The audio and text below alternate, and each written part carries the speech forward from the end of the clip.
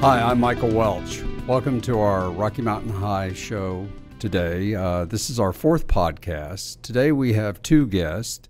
We are welcoming Giovanni Gallucci, our digital consultant, as well as Christian Vega, our business development for Latin America. I think we're going to start today with Christian, and Christian's going to give us an update on our private label, our master agreement with CBD Alimentos. Christian? Thank you for having me here, Michael. I appreciate that. I just thought I'd give you guys a small update of what's going on. We've been dealing with the permits for the Mexico FDA COFEPRIS.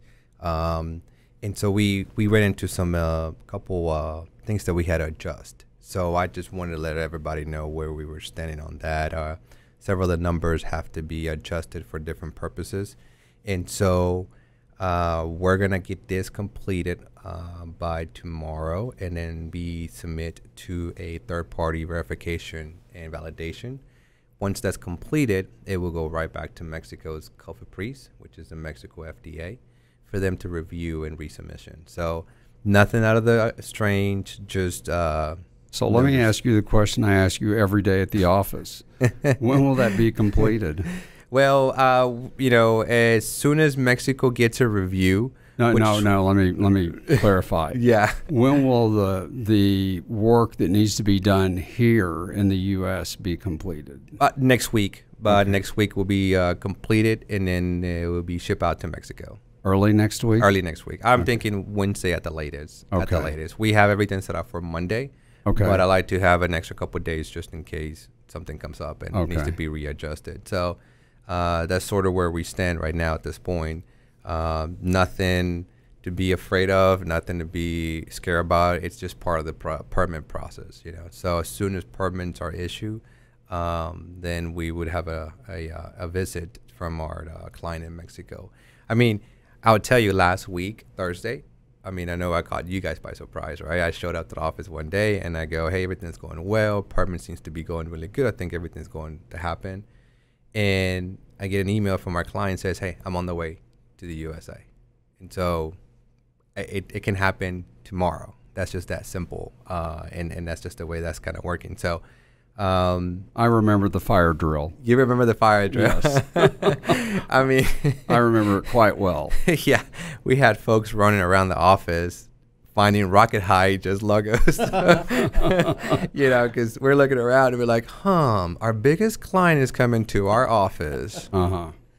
And we have nothing on Rocket High at this particular minute. I remember it very, very well. And so we had Michelle, our marketing director. We were, calling her and say what you had. And she said, everything is in the works, but why do you need it right now? Oh, yeah, because the main guy is showing up tomorrow. That's why. So she actually put some magic together and came up with some stuff. We had another company came in and helped us out, too, with that. Unfortunately, his visitation was postponed. He was just, literally was about to get in the airplane, and he got called in to go down South Mexico to visit someone else, which, those are always good news, because there was another company, an international company, who said, wait, don't go to the USA yet. Come down here. We'd like to have a conversation with you.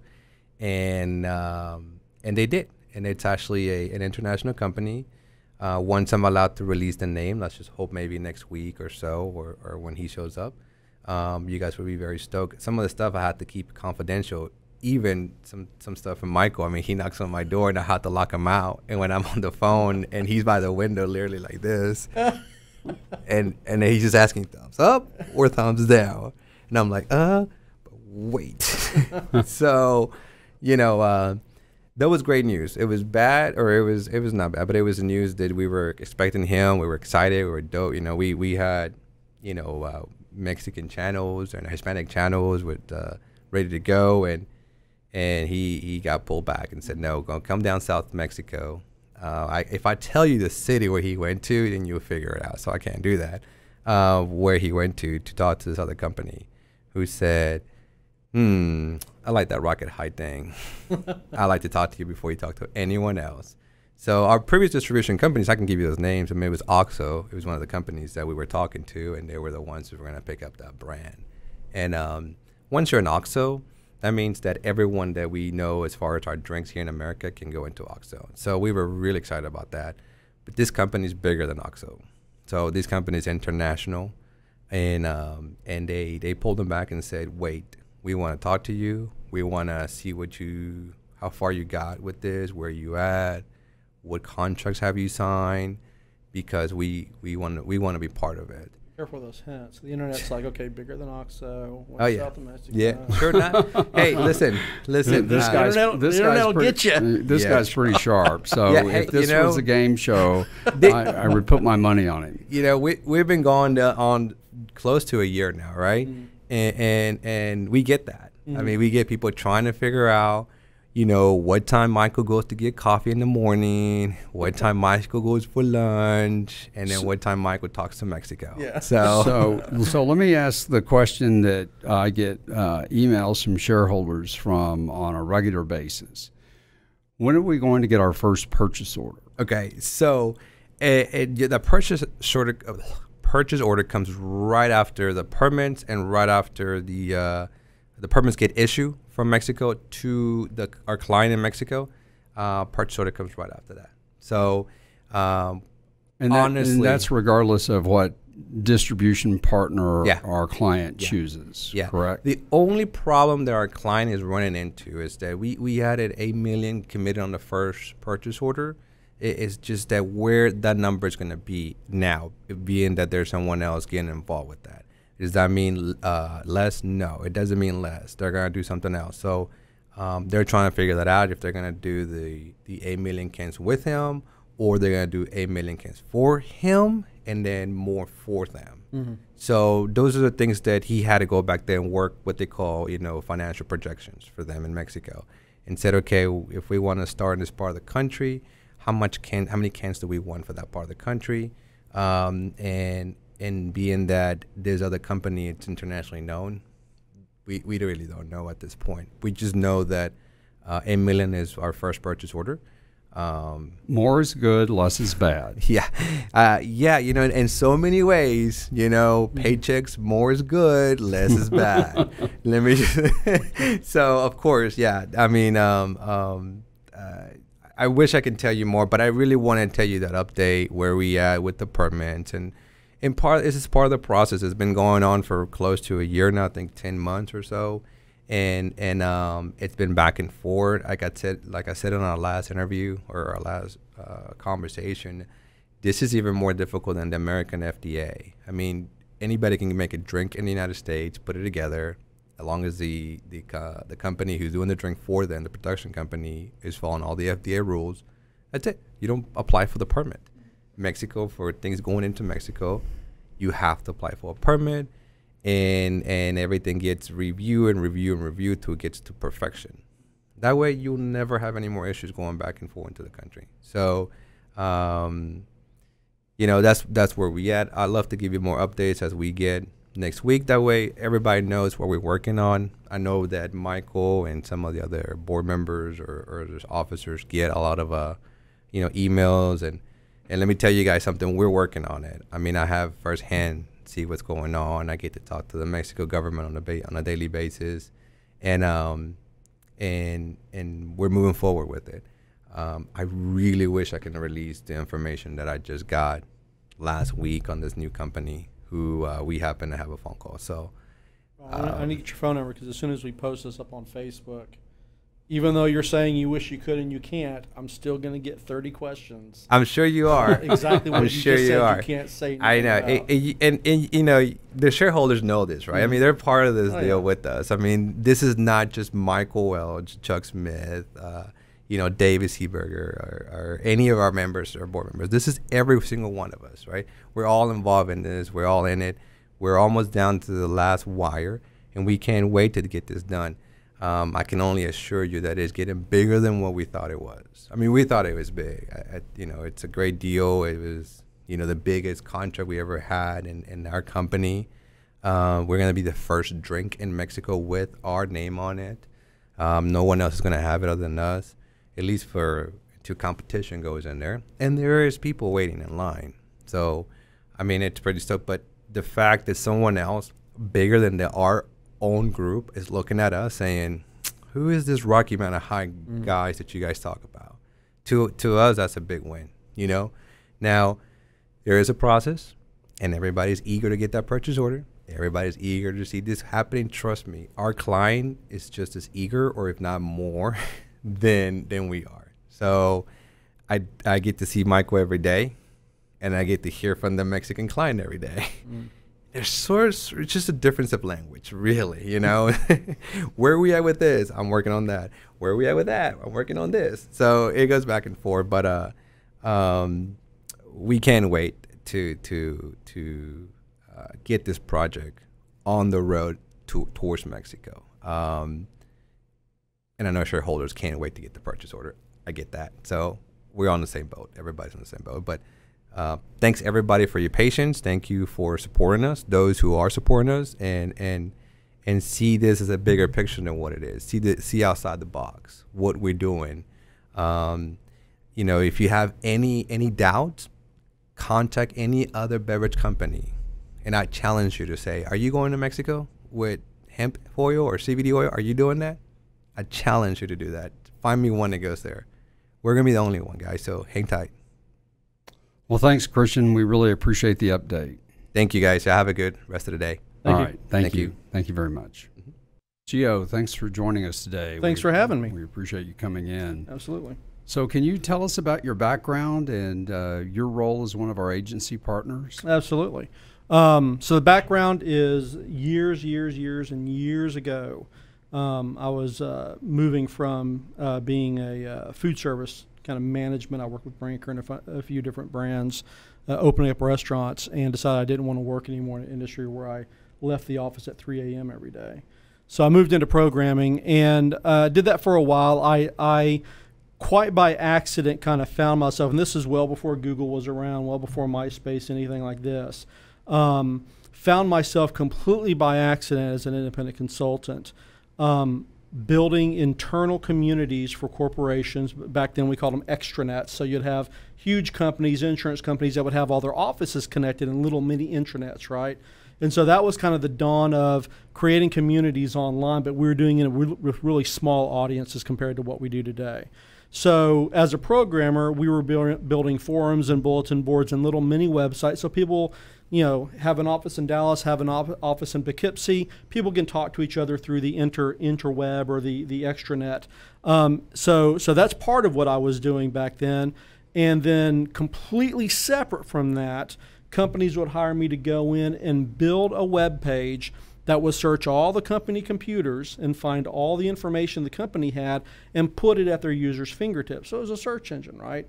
But it was like I say, well before Google was around. So I could not have picked two completely, at that time, completely different disciplines in technology as a runway for my future. I could not have picked two better ones than those. I mean, I just completely lucked out with those. So I was kind of doing that for several years. I was an independent contractor, but I was working through Microsoft. So Microsoft would have a client.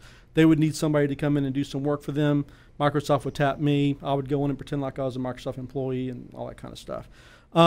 Fast forward one day, I'm sitting there minding my own business, doing my work, and I have my own personal little website because I need to get out there and make sure that people know that I'm around, that hire me. But I pretty much launched the website and left it alone. And an agency called me one day and asked me to come in and talk to them. As a contractor, you always take those calls. Right. So I went into the agency, sat down, and they explained to me that they had found me because they were what was called a search engine optimization company, the phrase I'd never heard of in my life.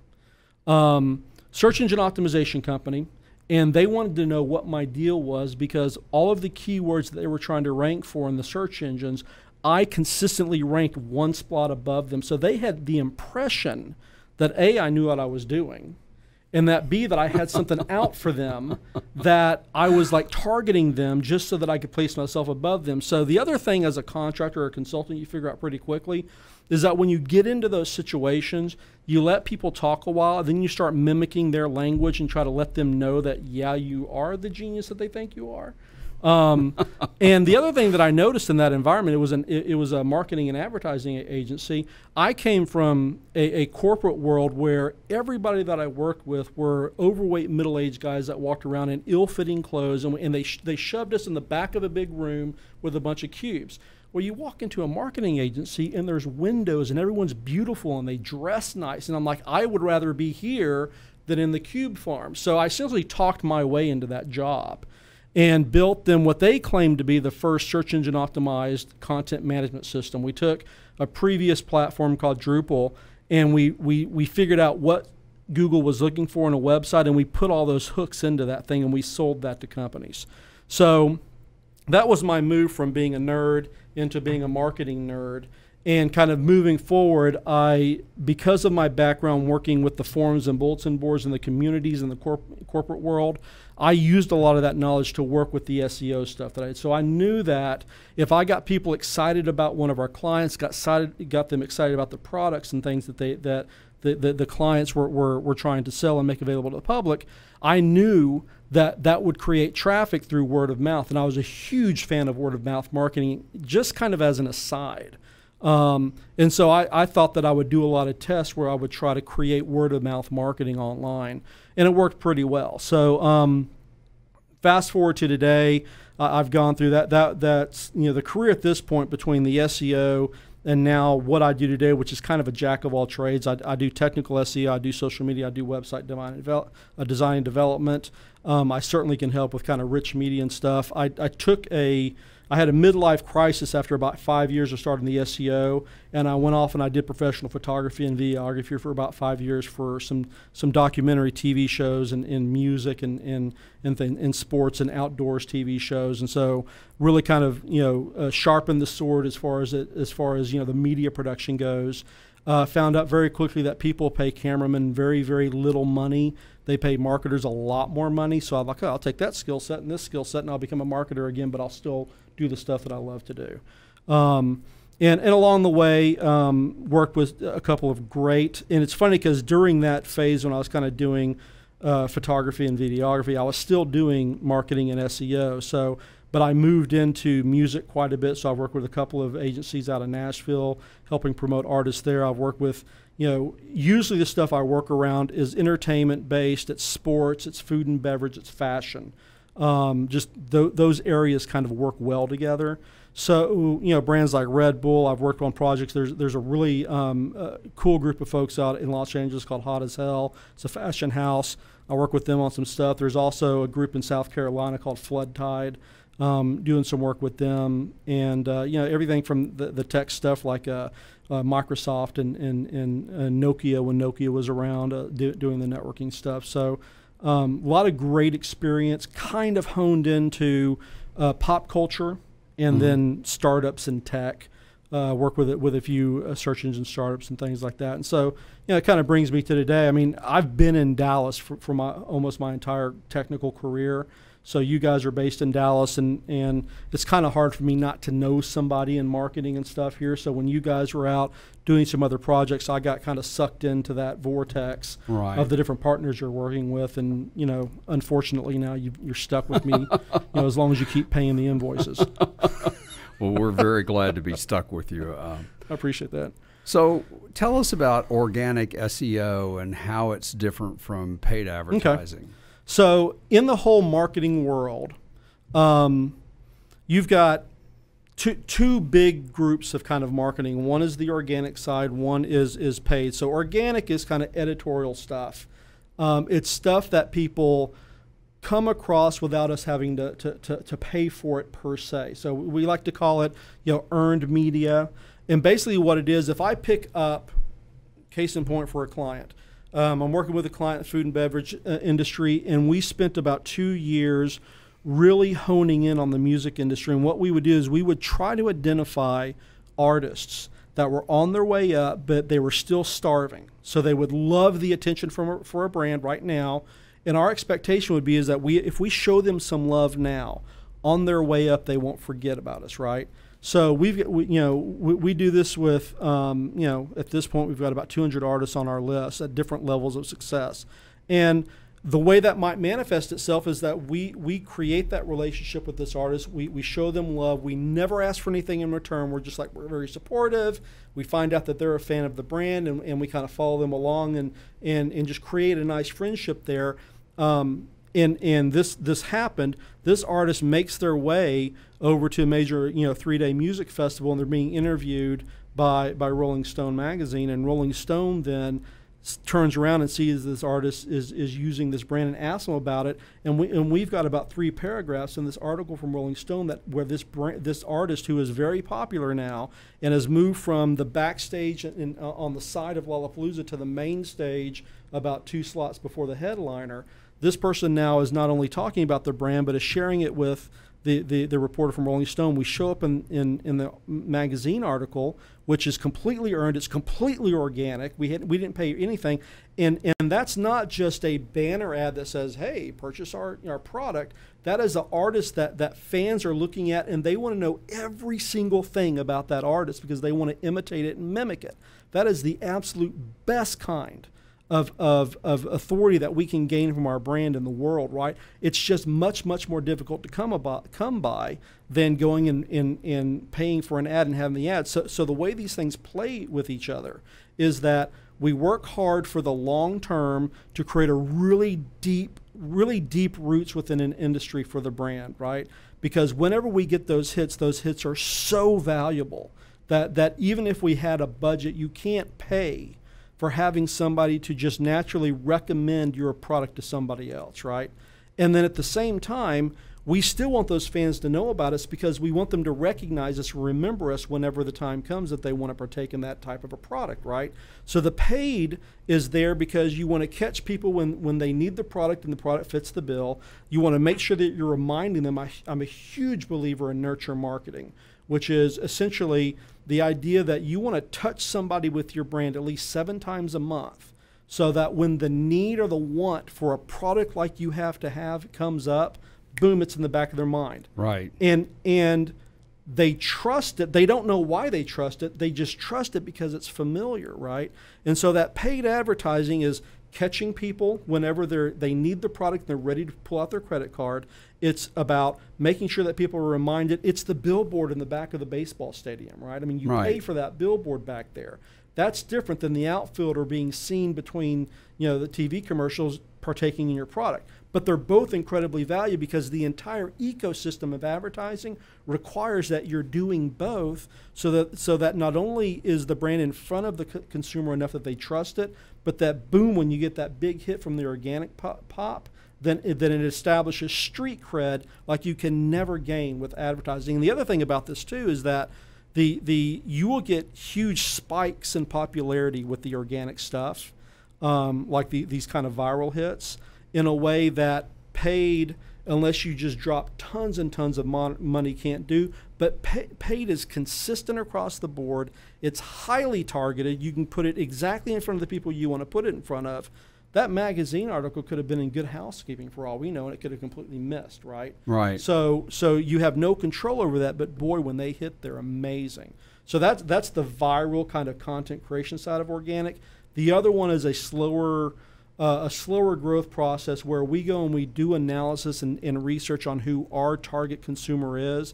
We find out how they're behaving on the internet, and we create content. This podcast is an amazing example of this. We can go in and we can find a list of 25 of the most valuable keywords to our brand and our consumers that kind of cross paths. And we can make sure that whenever this podcast is done and I'm going to move it to YouTube, that I find things that we've talked about and we've talked about with Christian that tap into what consumers are looking for, and make sure that Google and YouTube, and people don't know this, but YouTube is the second largest search engine in the world. You want to make sure that when we put this podcast up on YouTube, that we're using keywords and phrases that people are searching on to find brands like us. That's also an organic play. So can you describe for our audience what our marketing machine looks like at Rocky Mountain High? Yes. And it's funny because I like I say, I'm a jack of all trades, but I'm a one-man show. I'm a guy. Right. I'm like a firefighter. I come in. I'm a specialist in the area the client needs me to specialist on. But when it comes to large-scale brands, there's no way that I can do everything by myself. So you guys, instead of overwhelming one person with all this work, you guys say, you know what, we're going to get experts in doing traditional PR, outreach to television and to radio, doing podcasting, creating video content like this, right? So you get real news to come in because they've got that expertise. Now, there's a lot of skill sets that overlap here, right? But the real news core expertise here is this studio. I mean, you walk in here and it's just ready to go. Right. It's professionally produced. You've got, from what I can tell, fairly reasonably smart people on the other side of the glass over there. And we get this podcast done. They will have this on a file share for me before I get home. Right. Ready to go, completely produced, right? And then I've got to jump in and get it. So that's one piece. This is, we understand we need press. We need written press, we need television press, we need radio interviews. And I'll tell you right now, and I don't know if the folks at Real PR know this or not, the first week that they came in the door and they got you radio interviews that hit in Ohio. Ohio for 2 weeks has been our top traffic top traffic source on the website now for 3 weeks straight because of the work they did in that first week. I mean, they know what they're doing. They know how to place you, and you get results out of that, right? That's amazing. So that's one piece of it. The other piece is, what I just explained I do, and I'm doing for all the brands. I'm doing website maintenance. I'm doing the SEO stuff, and I'm doing social media. But I'm a ditch guy. I'm a technical guy, right? I'm not terribly creative, right? So you've got another firm that does strategy, Tandem, that does high-level strategy. They do the hard work of finding who your clientele is for your brand. They do the work of creating beautiful photography and video, writing blog posts, things like that, right? And so that's the group that comes in and says, we're going to create this brand for you that's going to be modeled around who we think the consumer is for this product, and it's going to reflect well not only on the brand, but it's going to speak to the clientele or the consumer base in a way that feels natural to them. That's going to again make them happy to be associated with the brand and want to share it. I mean, those are the big three areas, and I know that you guys have a few other folks kind of floating around that do other things for you. But the biggest pieces that I'm involved with are the real news stuff, the Tandem stuff, and then the stuff that I'm doing here. So are there many companies out there in our arena that have this type of setup that you're aware of? Super new industry. Right. Everybody is super scrappy, very small companies. I will tell you that the data that I've looked at for what I'm concerned about is that we've got a couple of competitors that seem to have their act together when it comes to the digital play. I don't want to give away too much about what my secrets are when I find that information. Right. But I will say that, number one, the entire industry is figuring this out. The paid side is particularly difficult because of the fact that advertising platforms don't quite know what to do with this. I mean, this is what I talk to my wife about this all the time, in that we're dealing in an industry where, and my wife is a huge proponent of hemp, and it frustrates her because we're in an industry that's not illegal, but people don't know that it's legal. And I've got a bunch of lawyers in my family, and they they kind of look at you cockeyed, going, "If it's not illegal, it's legal." It's kind of simple, right? Right. And we kind of know that, but at the same time, when you're dealing with ad platforms, they have to hesitate and stop and figure out what to do with us, and so that's a big challenge that everybody's dealing with. Well, think banking industry. Oh my gosh, yeah, exactly. And getting credit card processing done, and getting licensing and all this stuff. That I would say that from what I can see, there are a couple of companies, and I say this playfully, they're my arch enemies with what I do. I mean, right?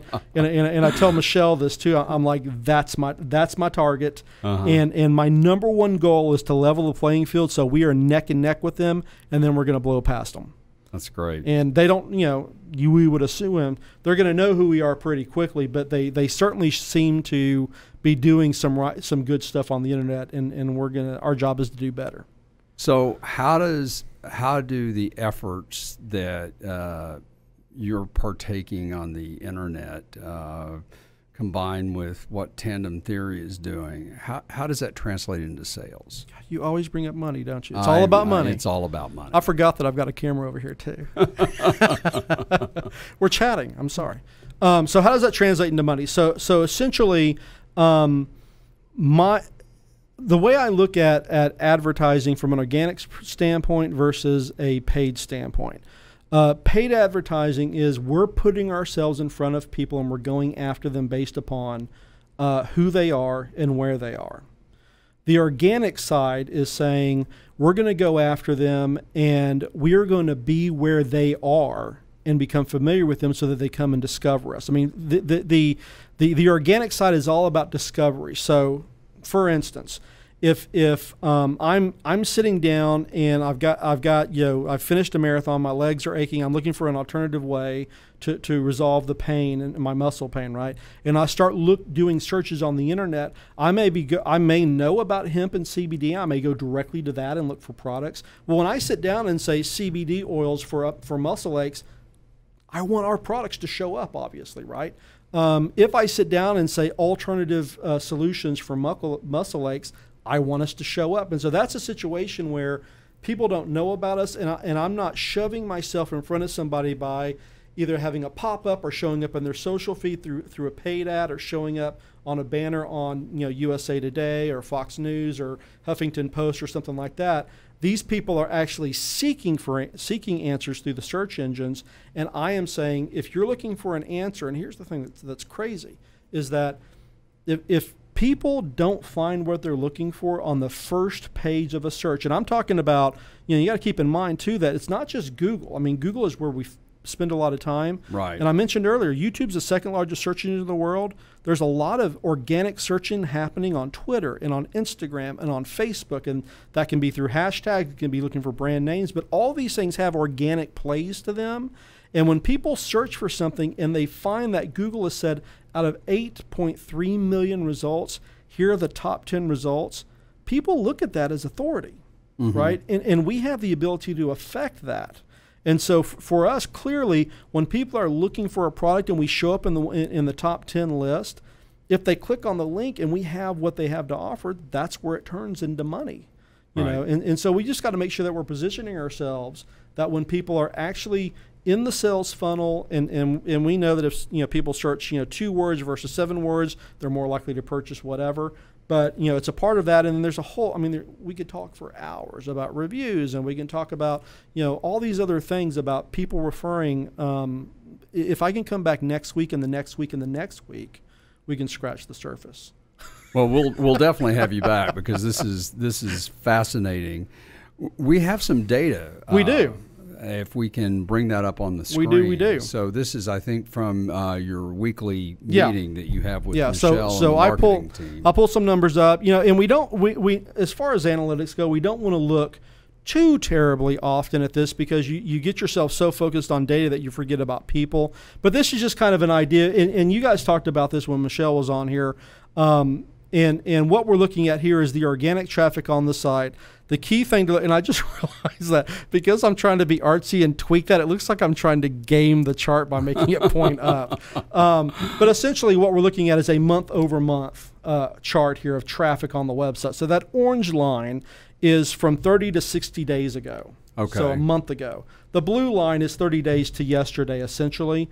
And the short story here is the number on the blue, the line on the blue needs to be higher than the orange one. Right. The bigger story here and why I've got that orange box that says that now we're competing against ourselves, and I misspelled ourselves. So that's something I can be proud of here. The bigger story here is that 30 to 60 days ago is when we started seeing the impact of our organic efforts, right? So you go in, you do your work on the website, you do your work in Google, you go and start trying to get people to link to you. You do all things you need to do to try to get Google to refer back to your site. It can take 3, 6, 8 months for that stuff to actually start showing up. It took us about 2.5 months, and we started seeing the traffic coming from Google. what I tell Michelle now is that we have to now do better than ourselves. I can't just say we're doing better than when nobody knew about us, right? Right. Little bit of information about who the folks are that are visiting the site. Our key demographic that we're focusing on typically is female, and look at that, 70% female in the last 30 days that have visited the website. And this is something that I was shocked at the number that was that big. But then when I realized that our first two personas that we focus on, our focus efforts on, are both female, that's kind of like saying, well, it's working. Do we want it to work that good? So the other answer to the discussion we have is, okay, clearly we're hitting our target and we're bringing them to the website. But on that area, do we want to kind of throttle back a little bit? And this is the fun with the data, is you get to see what's happening on a regular basis and then make adjustments as you need to. So the third persona is a male, correct? Yes, it is. But yes, we haven't started. Have not executed on that one yet. Okay. So, okay. and then the age. It's funny because a month ago our age group, the 55 to 64 group, was the highest one, and then we made some changes to what we were doing, and now you see now that 35 to 54 now are the two higher age groups. We just want to make sure that we kind of keep that level also. Okay. Everyone's money's good, but we also want to focus on a wider group of folks than we were beforehand. Okay. Affinity categories. This is good data that kind of tells us what people like that are visiting the website. And the reason why this is important is that whenever, again, I'm looking for keyword phrases, if lifestyle and hobbies are going to be number one, then I want to go and look through stuff that is going to make people feel an affinity to our brand, that also tie into lifestyle and hobbies topics. Our people that shoppers are typically value shoppers. Banking and finances are all the shareholders, the beautiful people that listen to this podcast. That's them visiting the website, and probably you refreshing the pages all the time. But as you go down the list, you see news and politics, sports and fitness, pretty big categories. But and we can drill down on those. But it helps inform us on the marketing and the advertising and the efforts we put out to make sure that we're in tune with what the consumers are in tune with. So the ones in the darker colors, are they the ones you pay the closest attention to? Is that the reason they're in a... Typically they are. The one at the top is the larger one. The thing that's interesting, and you're much more of a numbers guy than I am, but 3.29% at the top, all the way down to the 10th one being 2.52%. That's less than a 1% difference. That's what I was sitting here thinking. I would have thought it would have been a larger variance. And it almost always is. And so I was talking to Michelle about this, and recognizing that is neither negative or positive. It's what it is. It's frustrating for me because I'd like to have a clearer definition of who our user are. Right. But it's also part and parcel with the fact that the analytics on the side have been there for about 4 months. Right. The more data we get, the wider those numbers are going to come apart. The wider the numbers. Yeah. Okay. Next. So this is where our traffic sources are coming from on the internet. So that Google organic we talked about, when you want to know, what does it have to do with number, 89.75% of our traffic on the website is coming from Google right now. Direct 5.4, which is people that just know about our brands and just type in the name of the brand and move, and they find us that way. Rocky Mountain High, press releases, the podcast, coming from the corporate website, clicking on links. Right. And then we've got Facebook, Bing, Twitter floating down there.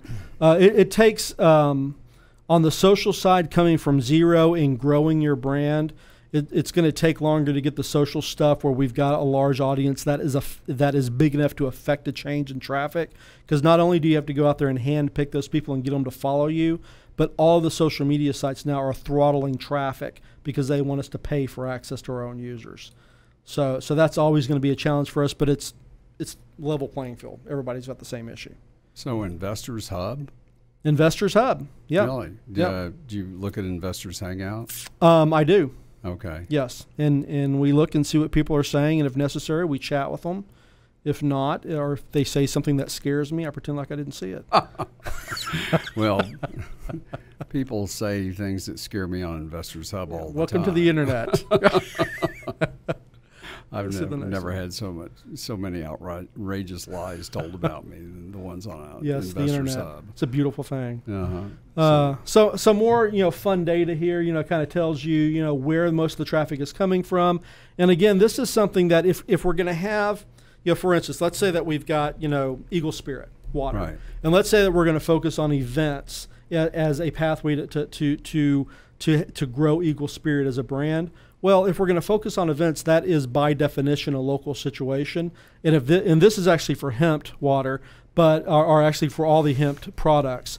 But if that was a map for Eagle Spirit, and that's what the data told us, then we would go and say, well, clearly the events need to be in Central Texas. We need to be looking at Detroit, Ohio, Chicago, New York, Washington D.C., Central Florida area, and then the entire West Coast. And so it allows us to not be guessing about, well, should we be in Nashville? Well, the data tells you no, you shouldn't be in Nashville. Right. And when I mentioned earlier the situation with the radio stuff, that top city, Columbus, and then down towards the bottom, Cincinnati, that's still the residual from the radio interviews in Ohio. So are these cities listed in a ranking order? Yes. So okay. Columbus is the #1 place that we get traffic from this past week. Wow. Yeah.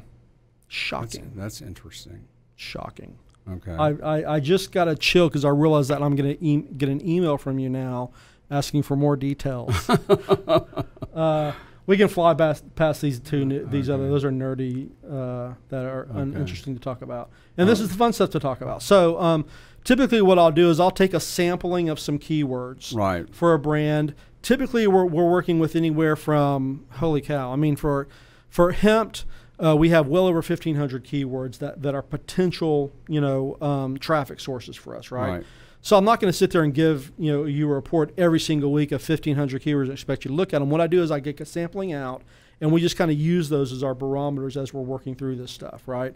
So and they are keywords that don't have the brand name in them because that's kind of cheating. If I search for hemp on Google, if hemp doesn't come up, hemp.com doesn't come up #1, then we've really got some problems. So all these phrases are phrases that people search on a high volume that we did not have any ranking for in Google 3 months ago at all. We didn't exist in Google for these phrases.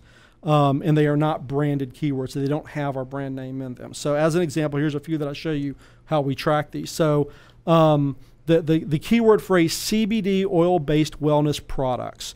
The reason why that is so long is that we find that when people search for phrases, as the phrases get longer, they're more likely to actually purchase. The sweet spot is about 6.5 words on a search. When someone's using when they've gotten that specific, it's because they're weaning out all the stuff they don't want. Okay. And as they do, if I go in and type in CBD products, I'm going to get all kinds of stuff that has nothing to do with what I'm looking for, right? And so as I do more research, I become more and more targeted about how I search for stuff. And in general, we find that about 6.5 words in a phrase, people are about to pull out a credit card and make a purchase, right?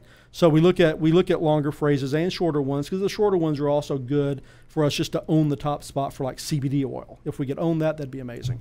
So this is one that when you search for CBD oil-based wellness products, there are 1.3 million pages on the internet that Google knows about that have that phrase in them. We currently rank number 46 for that, and that is actually 8 spots better than we ranked a week ago. So it shows growth. It shows that, while being on the 4th page of a Google search is not going to bring a lot of traffic, we're definitely on our way up. And what I started to say earlier that I didn't finish was that when people do searches on search engines, 80% of people, if they don't find what they're looking for on that first page, they do another search. They will not click to page 2. You effectively do not exist if you're not at least on page 3 on a search. By the time you get to page 3, that's about 2% of the original folks that placed the search. Page 4, I mean, even though we rank well for this phrase out of 1.3 million searches, we essentially don't exist. I need to get that up on the home page. So we can go to the next one. So for the phrase CBD based wellness products, so this is not CBD oil. This is a completely different search as far as Google's concerned. We rank number 31 out of 2.1 million searches. That's 3 positions better than last week. We can go to the next one. Hemp-based wellness products, we rank number 3 out of 3.9 million search results right now. Last week we ranked number 4. So, and the thing you'll also notice, and Michelle can talk to you about this when you're talking about stats at the office, is the higher you get up in the search rankings, it becomes much harder to move a spot up. So when I'm 46 next week, I can conceivably see that maybe we'll move up 6 spots. By the time we're number 4, it'll take us 6 months to move up to number 3. It'll take us another 6 months to move to number 2, because then there's we're not competing against 4 million search results. We're competing against 3, and the other ones in front of us got there before we did typically. And the next one, hemp wellness products. You do a search for that on Google. We rank number 2 out of 8.3 million search results in Google. It's amazing. And like I say, that's a sampling. I mean, we've got phrases that are similar to those throughout the keywords that we're tracking, and we've got them all the way from the top all the way to the back. And the big thing, especially for shareholders to kind of understand about this, is that this is a website that, as far as Google is concerned, didn't exist 90 days ago. I mean, we are killing it on the organic search right now. And that's a beautiful thing because of the hoops we're having to jump through to get paid search up and running. This is really giving us a lot of velocity and momentum going with the brand, so that we're not sitting around twiddling our thumbs going, oh my gosh, oh my gosh, oh my gosh, So the concepts that we've talked about today that we've implemented with hemp, the same concepts will work with our other brands. Of course it will. With Eagle Spirit, with Fitway, with any brands Absolutely. that we bring into the portfolio. And each journey is going to be a little bit different. Right. But certainly it's half art and it's half science. Right. It's the science is I've been doing this for over a decade. I know in my sleep I can tell you how to start a campaign. I go out and I do competitive research. I find out what people are searching for. I pull my own list of keywords. I go to you guys and ask you who your competitors are. I get names of your products. I get the ingredient names. I create this bucket of data that I use to go out and say, okay, this is where we have to start. Now, if I'm building the website, I roll that into the website. When we've got Tandem building the website, I work with them directly and say, I need these keywords on these pages. And then once they launch it, I go in behind them with their permission, and I start tweaking the website to make Google like the website more than they would normally. And so those are all agnostic to product and service and all that kind of stuff. The kicker is having the discipline and the stick-to-itiveness to keep going and paying attention to your competition. I mean, the secret to this stuff on the organic side with the keywords is to first and foremost level the playing field and then find out what they're not doing and then kill them with what they're not doing. I've already said too much. That's good information, and we've gone way over today. So I definitely want to have you back. Okay. I want to continue this dialogue. It's fascinating information, and I think it's the cornerstone on which we're going to build this company. It's fascinating that a nerd can talk to a layperson and that you did not fall asleep one time during that. That's fascinating. No, I love this. So thank you for joining us today. Sure.